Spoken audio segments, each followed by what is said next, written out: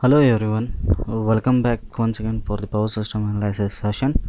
I am AK Kulkarni, working as an assistant professor. In previous session, we were discussing about the phase shift of symmetrical component in star delta transformer bank, right? So as I told, both if you want to transfer from star to the delta side, both the voltages and as well as the current values will get changed. So in previous session, we discussed about the voltage relation. So in this session we are going to discuss about current relation. So how the current will get changed if you want to change from star to the delta side of the transformer. So for that, let us consider first various parameters such as a AS, ABS and ACS represents the line currents for the star side of the transformer, and respectively IAD, IBD and ICD represents the line current for the delta side, and IAD, these are the capital A, capital AD, capital BD and capital CD, and these are nothing but the currents referred to the delta winding. Okay, so there are two currents. Mainly we need to know the two currents. If you want to represent the current on the star side, we are going to use superscript S, and if you want to represent the current on the delta side, we are going to represent with the help of superscript D, for respective for all the phases. So here phases we represented by A, B and C for both star side and as well as for the delta side. Okay, so similar to the previous expression which we obtained for the voltage relation, so let us consider n to be a turns ratio of the transformer. Okay, so with the help of that, as we know, with the help of the transformers theorem or the transformers theory, we can write the line current referred to the delta side of the transformer will be equal to what, the number of turns ratio into the line current referred to the star side. Okay, then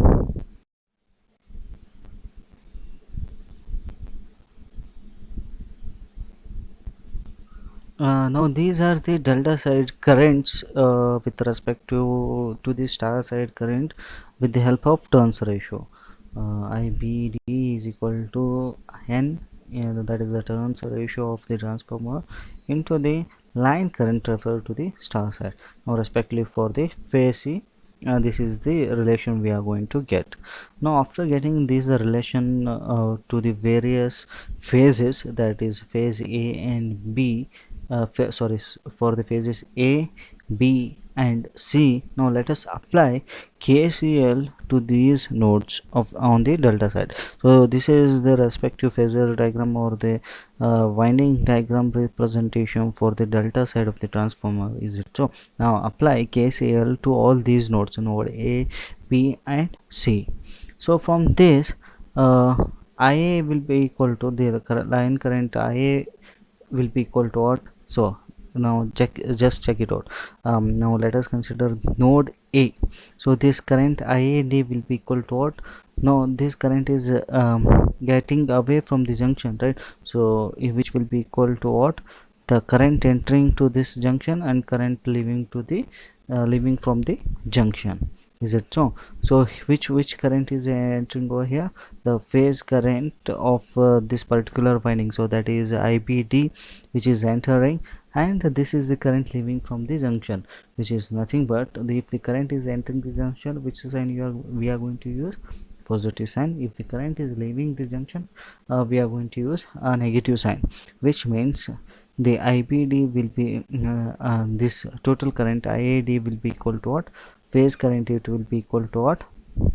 Sorry, line current IAD will be equal to the phase current, sum of these phase currents. So IBD minus ICD, because it is getting away from the junction. Now similarly, for this phase B, or for junction B, so once again there are two currents are there. Okay, so this is the line current IBD. So the line current IBD will be equal to what? So as we know, there are two currents which is entering and leaving the particular junction. So this time the phase current ICD is entering the junction, and phase current IAD is leaving the junction. So if the current is leaving the junction, we are going to use negative sign. If the current is entering the junction, we are going to use positive sign. According to that, the line current IBD will be equal to ICD minus IAD. So that is what it is written over here. Then similarly for junction C. So for this junction C, this is the line current. So line current is ICD. For this particular junction, once again there are two currents are entering, and one of the current is entering and one of the current is leaving. Okay, so according to that, the current IAD is entering the junction and the current IBD is leaving the junction. These are the phase currents. Okay, and these are the line currents. So the phase current IAD is entering the junction, the phase current IBD is leaving the junction. So if it is leaving, minus sign, so which means the line current ICD is equal to phase current IAD minus phase current IBD. Okay, so these are the respective relations for each line currents in terms of what phase current we obtained. Okay, now let us substitute and we need to consider the turns ratio of these windings in the equation. So now represent in terms of turns ratio for each phases. Okay, now let us consider only positive sequence currents. Okay, so we are not considering any negative and zero sequence currents now. We are going to concentrate only on what a positive sequence currents. Then the above relation, this is the relation, what will happen to this relation. So the positive current or the positive sequence current will be equal to, so we are representing each phase current in terms of positive sequence component. Is it clear? So the positive sequence current refer to the delta side, which is equal to this is the equation which we obtained it. Is it so? Where we are going to represent in terms of what positive sequence, which means a square into I1 minus a into I1, where a square minus a is nothing but its value is minus j root 3 into the number of turns into the line current referred to the star side. Is it clear? Now similarly we are going to obtain for the remaining two phases. Now for phase B, so we represent it in terms of what, only positive sequence. So which means, the line, if you simplify it further, once again we are going to get the line current for the negative sequence component, which is equal to root 3 times of the number of turns into the line current referred to the star side. Once again here, for the positive sequence, the line current is lagging by an angle 90 degree, but in case of negative sequence it is leading by an angle 90 degree. Minus j means lagging, plus j. So from this we can conclude that, so positive sequence component of the line current on the star side of the transformer leads the corresponding positive sequence current of the line current on the delta side by an angle 90 degree, which means the whatever the current, positive sequence component current obtained for the star side of the transformer will lead by an angle 90 degree corresponding to the positive sequence of the line current on the delta side. And whereas for the negative sequence of the component, the line current referred to the star side will lag by an angle 90 degree with respect to what, the line current on the delta side. Okay, this is the various parameters we need to note it down. Okay, so what is the turns ratio? Turns ratio, which we already studied in various subjects. Is it so?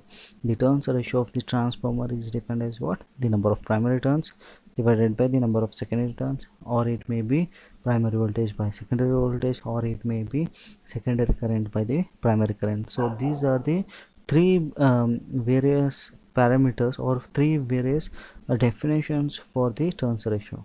So one is what, primary turn divided by secondary turn, primary voltage by secondary voltage, or it may be secondary current divided by the primary current to get the number of turns. Is it clear? So these are the various formulas we are going to use to solve some problems.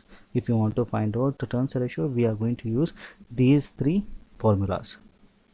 Okay, so if you want to express the entire voltages in terms of per unit, so these are the equations we are going to represent. If you want to represent per unit on the base voltage value, so if you want to represent the positive sequence voltage in terms of per unit, so this is the equation we are going to write it over here. Okay, and respectively for the negative sequence. Okay, now similarly for star delta transformer, if you want to represent the current value in terms of per unit, so these are the two formulas we are going to use for positive and as well as for the negative. As we know, the zero sequence component irrespective of the voltage and current, it will remain equal to zero, so no need to bother about the zero sequence component voltage and as well as the current, both will be equal to zero. Now if delta side of the transformer winding and the primary side of the forms the secondary, that in the case of delta star transformer. So we discussed about the star to delta, right? So what will happen if the primary side is delta connected and the secondary side is star connected transformer? So respectively these are the equations we are going to utilize. These are the current equations, these are the voltage equation. The only thing is that the whatever the angle, so in case of star to delta, so the line current for the positive sequence, it is equal to minus j, so where it was lagging, right? But in case of delta to star, it will lead by an angle 90 degree, and for negative sequence it was leading, now it is lagging in case of delta to star. Now similarly for the voltages, so these are the voltages for in terms of per unit. So everything is clear. I hope everything is clear. If you have any doubt, please feel free to ask. Thank you.